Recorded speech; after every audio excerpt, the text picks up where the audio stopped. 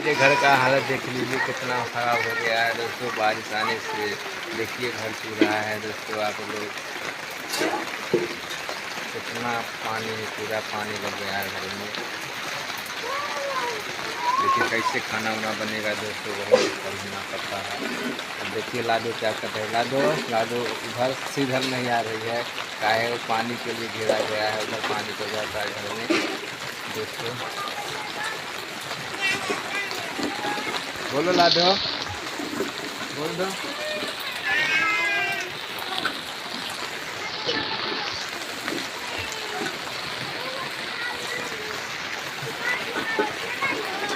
देखिए दोस्तों ये लाडो क्या पानी उपच रही है। देखिए इतना बारिश हुआ, भर रात बारिश होती ही है तो पूरे पानी भर में आ गया है।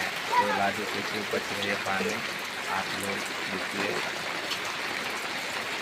तो पूरा घर का देखिएगा कैसा स्थिति हो गया है दोस्तों, पूरे खराब हो गया है पूरे। और देखिए उधर,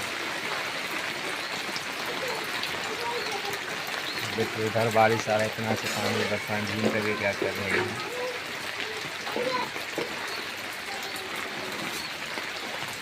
बर्तन हो रही है दोस्तों।